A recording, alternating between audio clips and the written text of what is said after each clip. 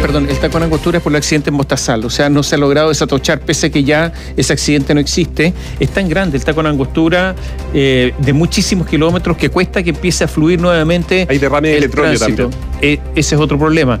Las cabinas más encima no tienen vuelto. Dicen algunos auditores, les falta el vuelto. Entonces, ese es un problema más. Gracias por escribirnos. Los auditores están en permanente contacto con nosotros. Información plural, opinión independiente. Convención Constitucional. Ampliar el plazo.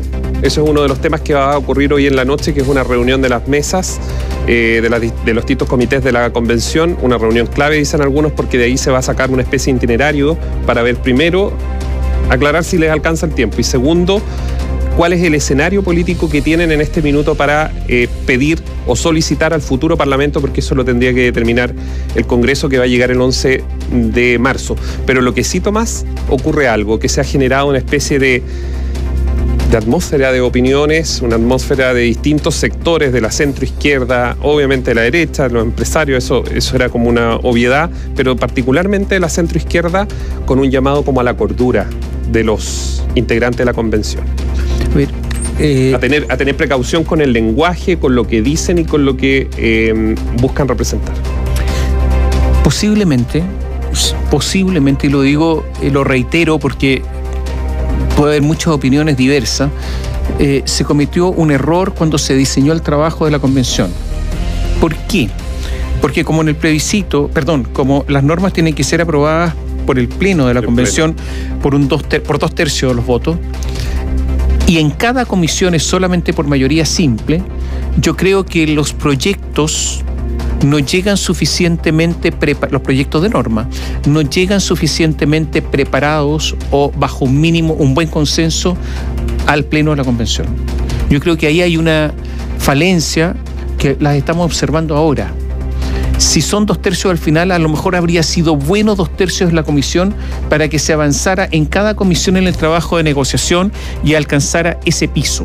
Que llegue con un principio de acuerdo, en definitiva. Exactamente. Yo creo que se ha cometido un error de diseño. Es una opinión, puede haber opiniones distintas, pero yo creo que eso está golpeando fuertemente. Lo segundo es que redactar una constitución es un trabajo arduo, enorme, es gigantesco. O sea, ni más ni menos que todas las leyes del país tienen que estar conformes a esas normas que se van a dictar.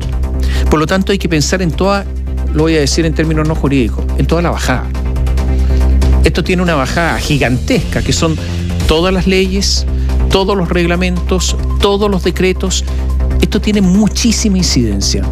Y tiene incidencia para la arquitectura del país, hacia el futuro, hacia un futuro grande, largo, en un mundo que está cambiando enormemente. Entonces, yo estimo que hay que estudiar un montón, hay que ver legislación comparada, qué han hecho otros países, cómo les ha ido con las normas que han dictado.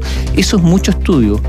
Y también responde a ciertos conceptos personales acerca de cómo debe estructurarse el Estado, por ejemplo, o qué tiene que ver todo esto con la modernización del Estado, de lo que tanto se ha hablado en los últimos años y no se ha avanzado nada. Entonces, si necesitan más tiempo, posiblemente haya que darle más tiempo. Yo no creo que esto sea una cuestión burocrática, dar más tiempo. Yo creo que si alguien honestamente quiere estudiar más, uno no podría decirle, usted no tiene tiempo para estudiar más. Los convencionales son los que son, fueron elegidos democráticamente. Alguien podrá estar en desacuerdo con el sistema electoral, que fue un sistema electoral especial que se usó para elegir la convención. Digo especial porque no es el que se utiliza para las otras elecciones en Chile. Fue especial, pero eso fue concordado. Algunos dirán, se equivocaron, se formaron demasiados grupos, grupitos. Está bien, puede ser esa crítica válida, pero así fueron elegidos. A lo mejor hay personas que no sabían tanto de todas estas materias, a lo mejor llegaron muchos por un interés muy particular. Yo defiendo el agua, yo defiendo esto, yo defiendo lo otro. Y se encontraron con un tsunami de dificultades o de tecnicismos también, lógico, de orden jurídico, de vallas a vencer. Claro. Por algo que requieren mucho estudio, efectivamente. Por algo en las facultades de Derecho hay ramos que se llama Derecho Constitucional. Pues si este asunto se estudia, y cualquier abogado no es experto. Claro. Simplemente sabe de Derecho Constitucional, pero los expertos son personas que profundizaron en eso y se dedicaron a eso.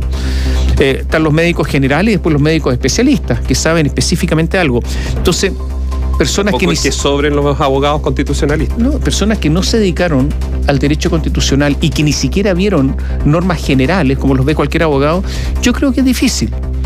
Y yo creo que si necesitan un poco más de tiempo, bueno, yo creo que hay que dárselo, porque ¿cómo uno les va a decir terminen cuando no están preparados para terminar?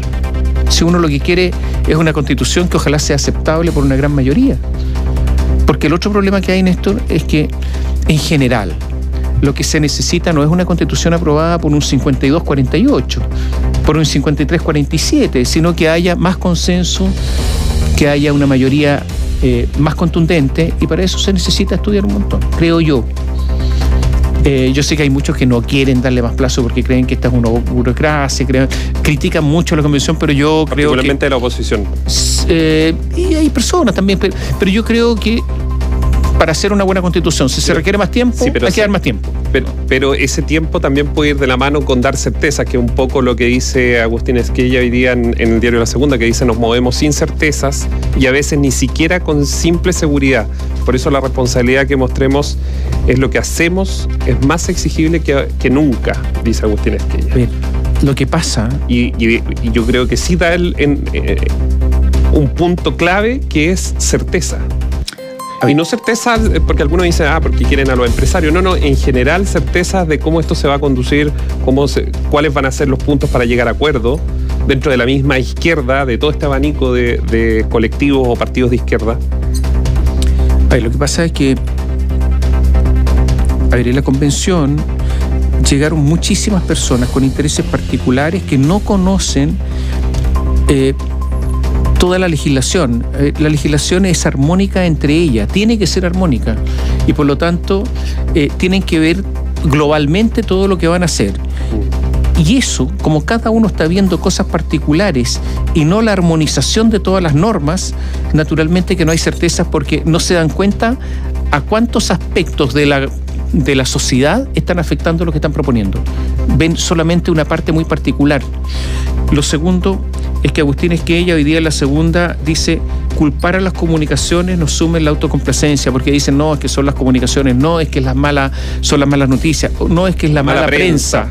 No, a ver, ellos tuvieron una periodista conocida, una periodista además con muchísima experiencia, feminista de hace muchos años, que duró 2 meses. ¿Es culpa esa de algún medio o de lo que está pasando al interior de la convención? Y dice: nos movemos sin certeza, y sobre el Consejo de Medios de Comunicación que se pretende instaurar, dice: esto es propio de las dictaduras, esto es una bravata, dice Agustín Esquella. Y cree que el optimismo es un deber moral, hay que ponerse de pie. Si hay que ponerse de pie es que uno está en el suelo, ponerse de pie. Entonces... esa frase me imagino que la pensó justamente desde sentirse en el suelo. Bueno, hay cosas que están pasando, evidentemente que yo creo que es muy, muy importante que empiecen a adoptar algunos acuerdos más transversales, porque si no va a haber tiempo para redactar las normas. Yo creo que el aumento de plazo va a ser sí o sí, ¿eh? No sé qué piensas tú en esto, pero... Yo creo que sí, yo creo que hay un sector porque aquí esto va a llegar al Senado, donde evidentemente van a necesitar los votos de la futura oposición, hoy oficialismo. Yo creo que finalmente eso va a ocurrir. Ahora, ¿por cuánto ese plazo? Más allá de los 3 meses del año. ¿Por cuánto?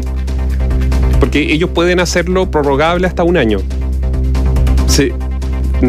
¿Van a necesitar más tiempo que ese?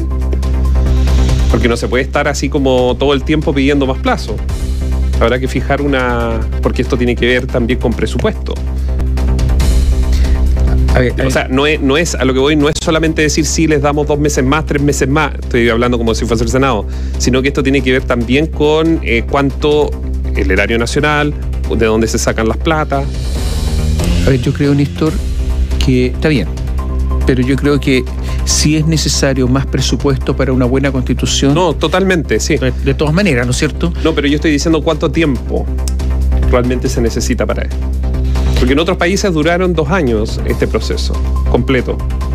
Sí. Y para algunos ese era como un timing de tiempo suficiente o necesario, más que suficiente, para poder hacer algo responsable desde el punto de vista de estudiar, del trabajo, de los mismos asesores, porque aquí no solamente deberían estudiar los convencionales, sino que también estudian los grupos de asesores. Bueno, lo cierto es que en estos momentos están las comisiones por mayoría simple adoptando acuerdos. O sea, 50% de los votos más 1 y hay 7 comisiones que están trabajando. Eso deberá estar listo ahora. En febrero empezar a tener listas las proposiciones de cada comisión. ¿Y qué viene después? Bueno, una vez en el Pleno, los 154 convencionales deberán aprobar o rechazar el informe de las comisiones, donde están los principios. Y si es aprobado, se empieza a discutir en general sobre esas normas que ya están aprobadas. Y luego vienen los 2/3. Y luego viene la armonización. Hay una comisión de armonización de las normas, porque podría ser que una comisión apruebe una norma que no está de acuerdo, que no es armónica con lo que aprobó otra comisión. Y por lo tanto va a haber una comisión de 40 convencionales que tienen que armonizar cada una de las normas. Eso por una parte. Y después viene ¿qué? El término del proceso con un texto final. Y después ¿qué viene? El plebiscito de salida. Son demasiadas instancias, demasiadas cosas para el tiempo que queda. Yo de verdad no lo veo. El plebiscito de salida tendría que hacerse ¿cuándo? De acuerdo al cronograma. En agosto de este año. ¿Es posible tener un texto así armado en agosto de este año? Y por otro lado, yo quiero decir, a alguien se le preguntó, oye, ¿esta va a ser una constitución de 10 páginas o de 200? No, pues de 200, dijo un convencional. Entonces estamos... No. Si es una constitución con tanto detalle, tan pormenorizada, es muy difícil. Yo no lo veo. O sea, como arquitectura para que funcione. Yo no lo veo. A ver, normalmente las buenas constituciones son las constituciones no tan extensas, son las que establecen principios generales. Y porque dejan también espacio para que gobierne quien, digamos, los ciudadanos escojan. Porque eso es lo otro, cuando es muy detallada y tiene muchísimas barreras, puede gobernar a alguien que no piense probablemente como la máxima de quienes construyeron ese texto. Los auditores están súper divididos. Estos chacotos, ustedes no sean cómplices. No somos cómplices de nada de la tragedia que viene. Estamos diciendo que ojalá que haya una buena constitución, y yo estoy seguro que si el problema es de tiempo, para hacer una buena constitución hay que dar tiempo. No es que uno esté cómplice de algo. Algunos auditores no quieren eso. Ahora hubiese sido bueno en el ejercicio de ver en qué se ha gastado la plata, que fueran pagarle más abogados que a periodistas. Digo yo. Más que asesoría comunicacional, asesoría jurídica. ¿O no? A ver, a mí me habría gustado que hubiesen traído expertos de legislación comparada, en serio. O sea, hay cosas que ya se han aplicado en otras partes y es bueno ver cómo han funcionado. Yo no soy experto en derecho constitucional, ni mucho menos, pero siempre la legislación comparada es interesante. Entonces, yo creo que falta todo eso, falta... A veces se ha escuchado a mucha gente que a lo mejor no tienen tanto que decir. Hay muchos auditores que nos están diciendo, bueno, pero ¿cómo ustedes les creen que tienen que dar más tiempo? Yo estimo que sí, si es que es necesario. Hay otros que dicen, bueno, ustedes están en contra de la convención. No, si queremos dar más tiempo porque no estamos en contra de la convención, pues es al revés, queremos dar la oportunidad de que lo hagan bien. Hay de todo, los auditores están a veces muy, muy divididos con respecto a lo que es la convención. Ayer, en una entrevista que dio Carlos Figueroa al diario, en una crónica sobre la democracia cristiana, Carlos Figueroa habló en el diario del Mercurio, en el cuerpo de reportaje, y abrió la puerta. Él es de la Falange del año 57, es un antiguo, fue ministro del Interior bajo Eduardo Frei Ruiz Tagle. Abrió la puerta incluso que sectores de la democracia cristiana, si es que esta constitución avanzaba como él creía que estaba avanzando, podían ir incluso sectores de la DC por el rechazo. Por lo tanto, también está planeando sobre la convención una especie de pájaro negro, pájaro de mal agüero, diciendo ojo, mire lo que pasó con el Brexit, mire lo que pasó en algunos casos en que se pensaba que estaba ganado y finalmente se pierden algunos plebiscitos. Bueno, para que no se pierda o para que no exista ese peligro, hay que hacerlo bien.